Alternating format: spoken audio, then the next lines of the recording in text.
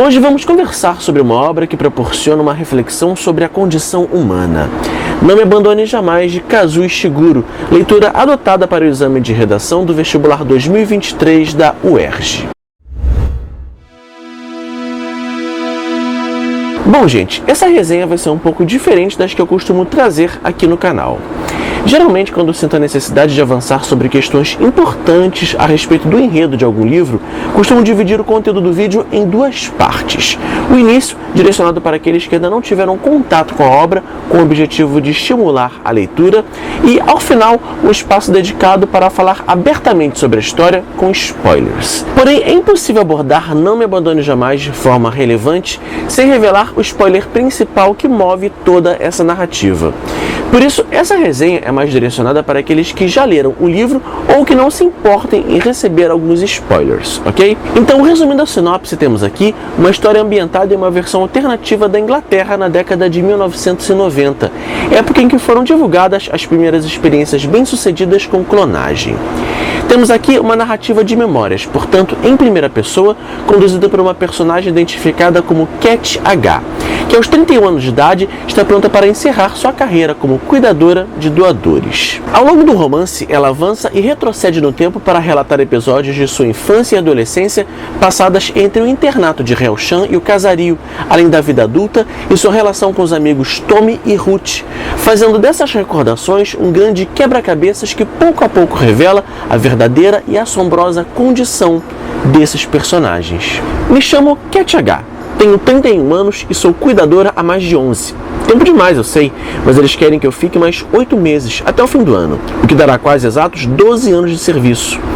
Sei que o fato de ser cuidadora há tanto tempo não significa necessariamente que meu trabalho seja considerado fantástico.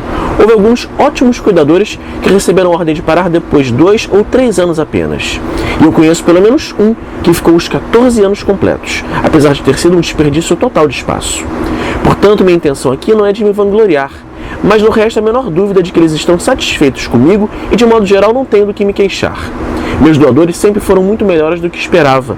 Todos se recuperaram com uma rapidez impressionante e quase nenhum chegou a ser classificado como agitado, nem mesmo antes da 4ª doação. Não Me Abandone Jamais é um livro bem curioso. Ele inicia introduzindo termos como cuidadora e doadores que, sem o devido contexto, não fazem muito sentido. E por conta disso avançamos pelas primeiras páginas sem saber ao certo sobre o que se trata essa história, apenas colecionando informações nebulosas, especialmente sobre os jovens estudantes de Hellshan. Chama atenção, por exemplo, o fato de eles não receberem visitas ou deixarem o internato em nenhum momento. O que aprendem nas aulas também escapa ao padrão tradicional, pois parece mais prepará-los para o convívio em sociedade do que os instruir nas disciplinas básicas.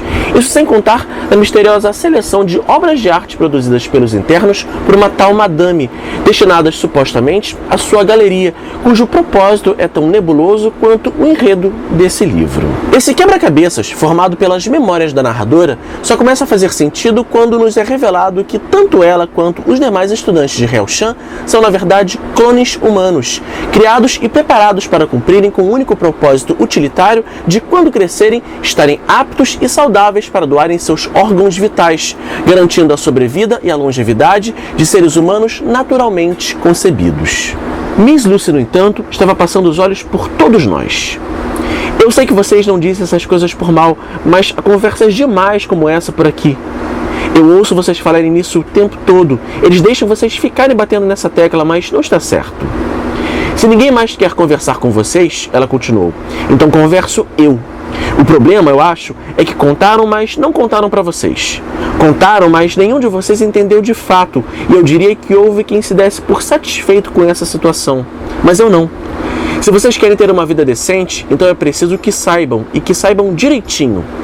Nenhum de vocês irá para os Estados Unidos, nenhum de vocês será ator de cinema, e nenhum de vocês irá trabalhar em supermercados, como vi alguns planejando outro dia. Suas vidas já foram mapeadas, vocês se tornarão adultos e, antes de ficarem velhos, antes mesmo de entrarem na meia-idade, começarão a doar órgãos vitais. Foi para isso que todos vocês foram criados. Vocês não são como os atores que vêm nos vídeos, não são nem mesmo como eu. Vocês foram trazidos a esse mundo com um fim, e o futuro de vocês, de todos vocês, já está decidido. De modo que eu não quero mais ouvir ninguém falando nisso. Daqui a pouco, vocês vão embora de Hel-Shan e não está muito longe o dia em que começarão a se preparar para as primeiras doações. É preciso que tenham isso em mente o tempo todo. Se quiserem ter uma vida decente, é preciso que saibam quem são e o que se espera no futuro. Cada um de vocês. A partir desse ponto, o livro segue um caminho surpreendente, pois geralmente em outras distopias, como 1984 e Admirável Mundo Novo, por exemplo, esse momento de revelação impulsiona seus protagonistas a um movimento de revolta e inconformismo, mas não é o que acontece aqui. Apesar da condição desumanizadora de suas existências, Cat e seus colegas de Hel-Shan não esboçam qualquer tentativa de se rebelar contra esse sistema e evitar seus trágicos destinos. Seus comportamentos, na verdade, revelam traços de passividade e resignação, um assustador conformismo diante de uma situação absurda que, para eles, parece ser imutável. Esse desdobramento inesperado em Não Me Abandone Jamais é motivado pelo objetivo do autor em fazer dessa história uma metáfora para o enfrentamento da mortalidade, o único destino certo de todo ser humano. Através desse romance, Kazuo Ishiguro analisa como cada pessoa convive com a ideia da impossibilidade de se escapar da finitude. Quando tomamos consciência dessa mortalidade, passamos a buscar um sentido para a nossa existência, seja acreditando em deuses e em vida após a morte, dando continuidade à espécie por meio da reprodução ou criando legados através da arte e realizações que mantenham vivas as nossas memórias para as futuras gerações. Esses são os artifícios que utilizamos para lidar com o fato de que não temos controle efetivo sobre a duração de nossas vidas. E esse também é o processo enfrentado por Cat, Tommy e Ruth nesse livro. Enquanto cresciam em Hel-Shan, eles foram condicionados à alienação e a aceitar suas curtas expectativas de vida como única realidade possível diante da função utilitária de suas existências. É justamente através desse trio que Kazuo Ishiguro representa as mais variadas reações humanas à inevitabilidade da morte. Tommy não esconde sua dificuldade em aceitar a imutabilidade de seu destino e por isso constantemente se revolta. Ruth adota um comportamento de aparente aceitação, mas oscila entre a revolta e a negação em diversos momentos dessa história. Já a narradora Cat, apesar da resignação, encontra na escrita uma forma de transformar sua trajetória em legado, sobrevivendo à própria finitude e se imortalizando através de suas memórias compartilhadas com o leitor. Inclusive, esse é um outro aspecto interessante a se observar nessa história, a forma como o poder da criatividade é relacionado à essência do ser humano. Os jovens internos de Hel-Shan são incentivados a se expressar através da arte, pois é através desses trabalhos que os guardiões buscam comprovar que os clones são tão humanos e sensíveis quanto qualquer outra pessoa, ainda que eles sejam fruto de uma criação científica. Você falou uma coisa bem interessante agora há pouco, Tommy, quando você estava conversando com a Marie Claude. Você disse que era porque a arte revelaria como vocês eram por dentro. Foi isso que você falou, não foi? Bem, pois saiba que não está muito distante da verdade. Nós levávamos seus trabalhos porque achávamos que eles revelariam a alma de vocês. Ou, para esclarecer melhor a questão, fazíamos isso para provar que vocês tinham uma alma. Não Me Abandone Jamais é um sensível romance de ficção científica com potencial para envolver o leitor em sua atmosfera melancólica.